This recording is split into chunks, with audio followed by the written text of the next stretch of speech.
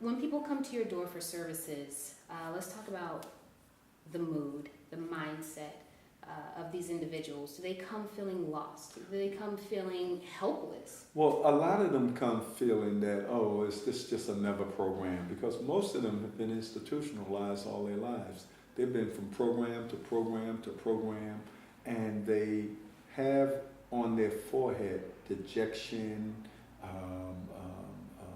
skepticism, and in some cases even opposition. You know, sometimes, like in order to stay on welfare, you have to enter a workforce program. So they come with a lot of baggage. But once they get in our midst, we work hard to remove all of that baggage and let them know that this is not a program. Even though you're in a program, technically, you're in a community. So we try to recreate in their minds the sense of community, of responsibility, of integrating them back into the civic side of that community so that they can reach their full potential. And then at the same time, because we're holistic, we then try to network them. If they come in for workforce, we want to know about their housing needs. We want to know about their children and how we can be helpful there, transportation, civic involvement, cultural arts, you know, all of the kinds of things that make them feel like a whole person again. I agree. You know, as I said, I'm a little new to the area. Been here about a year now. And I keep coming across this phrase, the Del Mar divide. Already a head nod. Yes. Yeah. Tell me a little bit about Del Mar. What's going on with that Del Mar divide? It's a north-south divide. Historically, white families have lived on the south side and African-American families have lived on the north side. So Del Mar is now where, south of Del Mar is where the majority of whites are still living. North of Del Mar is where the majority of blacks. The south side has been built up considerably. Institutional development has taken place. The universities have invested large sums of money. Private developers have invested. The city has even invested large sums of money. On the north side of Del Mar, that has not been the case. In fact, it's been over the last 40 years a disinvestment in the north of Del Mar. And we are working hard to erase that divide. In fact, Better Family Life is currently working on a Page Boulevard extension to move that line, to put the kinds of businesses and services on Page Boulevard that will attract people to want to buy houses in this area and north of this area. And then we also want to we have joined forces with other organizations. On Martin Luther King, there's Friendly Temple Church that have done some remarkable work. There's an initiative called the Beloved Streets that's want to turn Martin Luther King into a major thoroughfare of business and residential development. Then the city of St. Louis has got an initiative that is trying to connect Page Boulevard from the county to the city. So this is a city-county initiative. And then there's some small developers and programs all wanting to see Page Boulevard move forward. If we're successful in Page Boulevard, then we move that line north of Del Mar. Once that imaginary line is moved, then we can move it to Martin Luther King. Then we can move it all the way to Highway 70, and then eventually to the river, because no region in this country, no city can survive with some imaginary, chaotic, archaic, racial line that separates the two communities. I would agree with you there, certainly. Could you talk to what that does to its people, an imaginary line, what it does to a community? Playing devil's advocate, some people are like, well, you know, if it's not that built up over here, you get out there, you clean, or you do something to add to it. But how do you see that? It depresses the whole region. You can't live in a city and half of your city is down and not productive, and another half is. You get, in this world today, the St. Louis region is competing with Hong Kong, Beijing, Paris, London, Rio de Janeiro. We are in a global village now. So St. Louis has been slow in realizing that if you have this kind of county-city divide, or North St. Louis versus St. Louis, or this side of the river versus that side of the river, it will depress and deprive all of the citizens, and that's approximately 3 million people, of being able to enjoy the fullest of their life. So in our little small way, Better Family Life is trying to move all of these divides, not just the North Del Mar and South Del Mar divide, but then the city-county, because that's just as bad as that same divide. The east side and this side, 97, 98% of the African-American population on the east side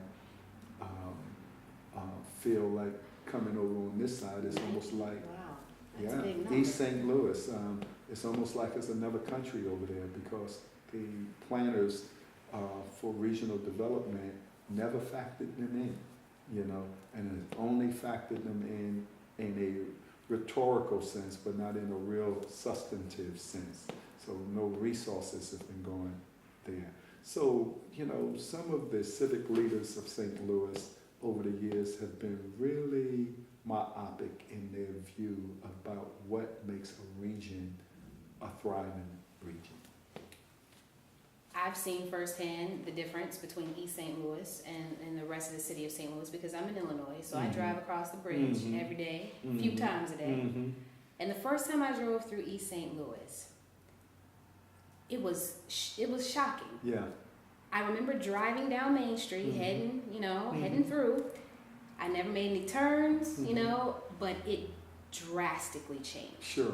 Literally. And you could see the further you drove into it, the worse it got. Exactly. Abandoned buildings left and right, unkept grass, and no sidewalks, no one's outside, there's no life. It almost feels as if it's been forgotten about. Exactly. And what makes any area thrive is tax base and jobs and industry.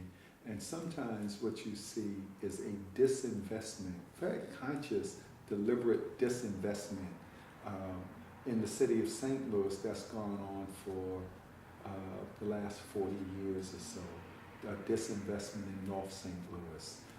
On the east side, about the same time, when companies start moving to different parts of the country and then eventually outsourcing to out of the country, a lot of those companies were originally in urban areas like North St. Louis, like East St. Louis. And so we have got to try to, through our own example, bring enlightenment to some of the civic and business leaders that you're cutting off your nose to spite your face, or beating up yourself in spite of some, side illness that, you can solve if you just put your mind to it. North St. Louis development can be solved overnight if the civic leaders would put their minds to it. And this is why with Better Family Life, we're saying that the community have got to take the lead in making big projects take place. This building was a $15 million undertaking. We raised $15 million, and we're still trying to raise another $2 million to complete it. The business center and the cafe, and we want to extend the parking lot, etc.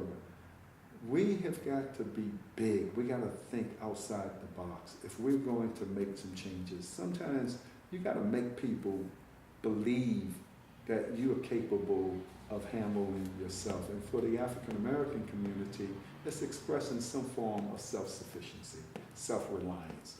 Those things that we heard echoed in the 60s and the 70s, we need to re-bring them back and 2014, 2015 beyond. There has to be a sense of us being able to galvanize our forces to redevelop these communities. There's no place to run. We've got to put the message out there. You can't run from yourself. $15 million, you were able to raise that. That alone speaks to me in volumes. It says, this need is great, and it's so great, we're going to make sure we fund it and make sure you need what you need so that you can do what you do. Exactly. And, you know, sometimes you find some enlightened corporations, enlightened government officials that catch the drift of your enthusiasm and see that your business plans are sound, etc. I said, okay, I'll be willing to help, but it's not happening quick enough, and that's what I'm saying. Other community organizations have got to take on some bold projects. We have got to be the initiators of the redevelopment that's going to take place in North St. Louis. Bold projects. What do you Bold consider project. bold? Well, this building was a bold Oh, project. yeah. It was a completely gut rehab, and it involved tax credits, historic tax credits, brownfield tax credits, new market tax credits. So we had to put together a complicated mix of various funding streams in order to make it happen. And it definitely stressed our comprehension. It caused us to grow up fast because there was a lot that we had to understand in a short period of time. That's what I mean by bold. You have to go beyond your own ability and have faith that you can pull together the resources and the talent needed in order to take on real game changer projects.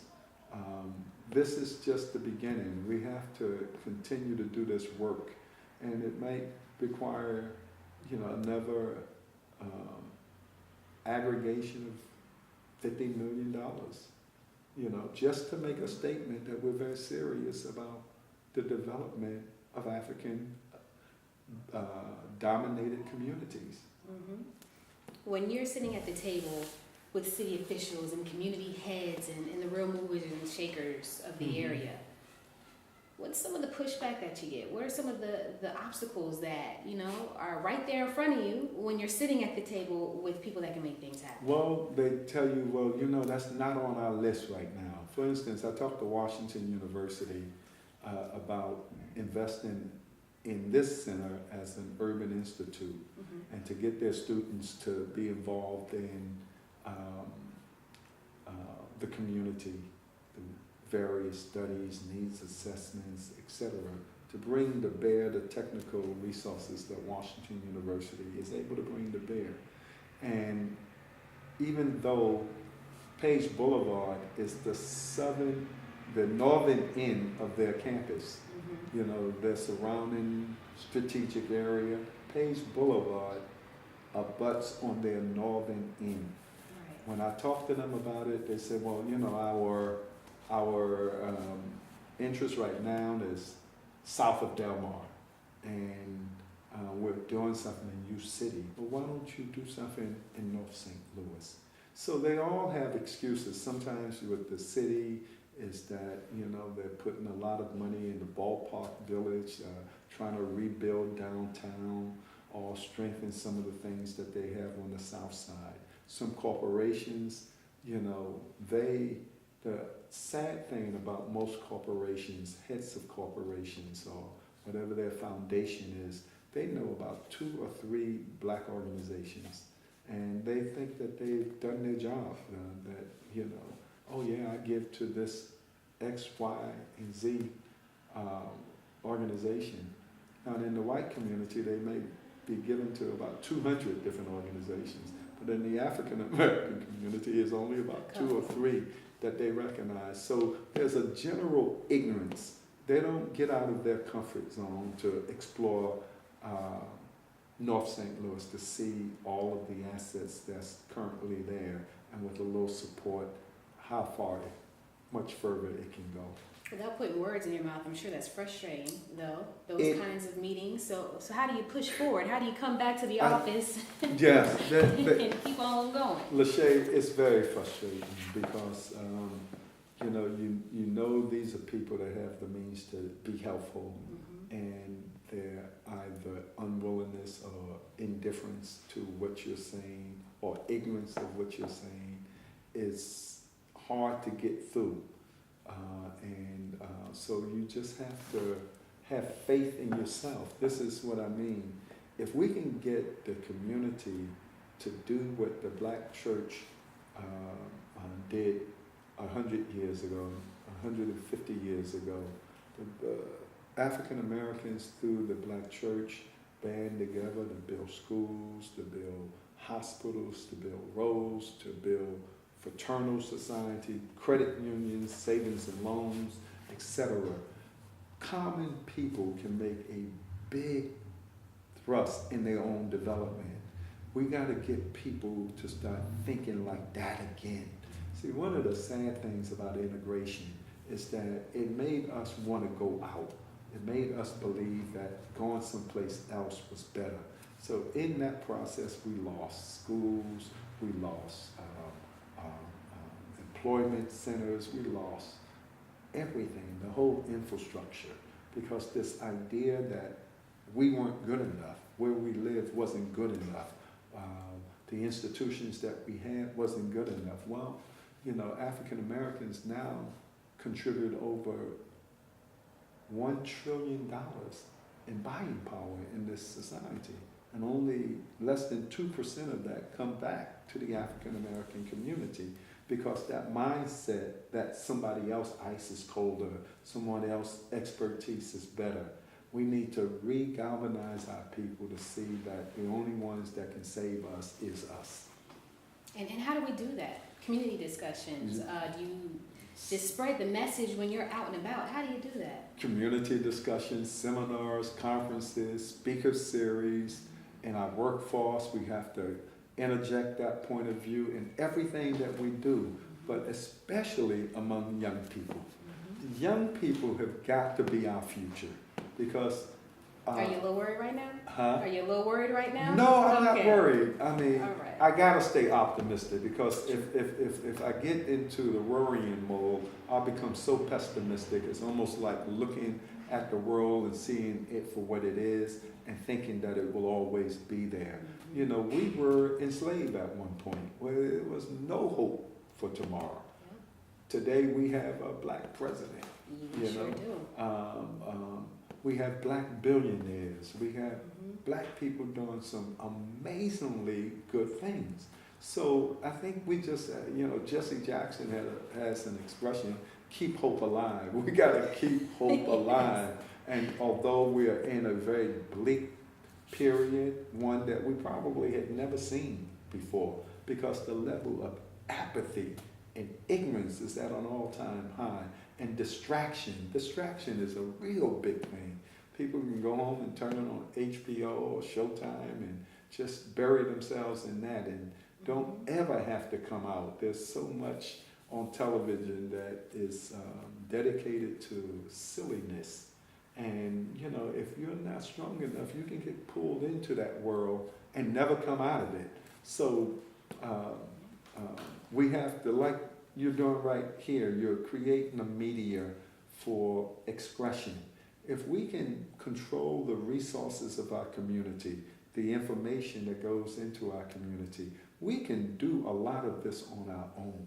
See, the society and the technology and everything that's going on suggests to us that it's this great superstructure that it's going to be like it is because that's how it is, and you can't change that. But you can pull out of that if you want to. And we just got to get enough people thinking that they are capable of pulling themselves out of that, extracting themselves from the matrix. The matrix is designed to take your mind and take you off out of time.